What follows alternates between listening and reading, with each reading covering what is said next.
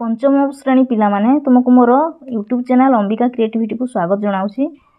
आज आम पढ़ा तुमर कार्यफर्द 1 पाठ संख्या 15 भग्न संख्यार सान बड़ क्रम है। तो देख पिला माने एठी 1 नंबर शून्य स्थान पूरण कर। एठी चित्र देइछि, चित्र को देखिकी खाली घरे लेखिबा है। एठी चित्रटे देइछि, देख एटा केते भाग रे विभक्त होइछि ना 4 भाग। केते भाग को रंग करा होइछि 1 भाग। ताहले एटा हबो 1 भाग 1 विभक्त। ए जो गारडी को कहा जाय पिला माने विभक्त विभक्त विभक्त को नुहे हैला। 1 विभक्त माने टोटल केतोटी घर होइछि 4टी। लिखिबा 4 हैला। देखो तुम मने रखो जेतिकी घर को रंग होइथिबो सेही संख्याटा ऊपरे रहिबो ताकू कहा जिवो लब। ऊपरे जे संख्याटी रहे ताकू कहा जिवो लब। तळे जे संख्याटी रहे तार ना हेउछि हर। माने मोट जेतोटी कोठरी थिबो बा घर थिबो सेटा हर रे रहिबो, हर संख्या रे। आ जेतोटी घर को रंग होइथिबो सेटा ऊपरे रहिबो ताकू कहा जिवो लब। माने रंग होइछि 1, मोट कोठरी होइछि 4टी। तो 1 विभक्त 4। ख रे देखो मोट घर होइछि 2टी। एठी हर देइ देइछि, आमे लब लेखिबा। रंग केतोटी घर को होइछि ना 1 विभक्त 2।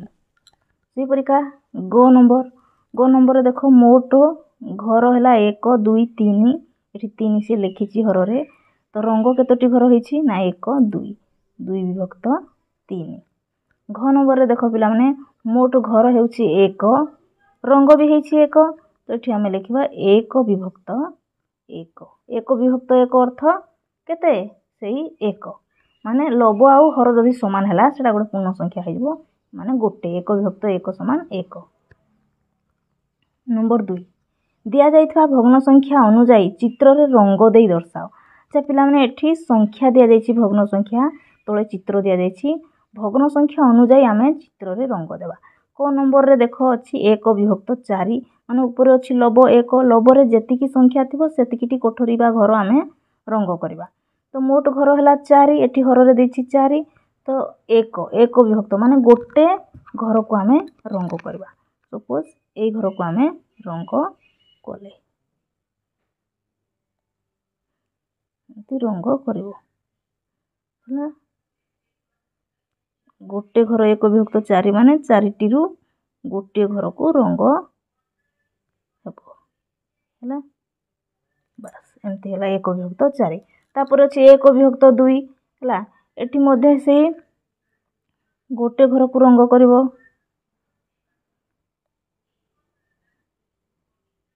हैला। ध्यान सहित करबो जेमती बाहर को न जाए।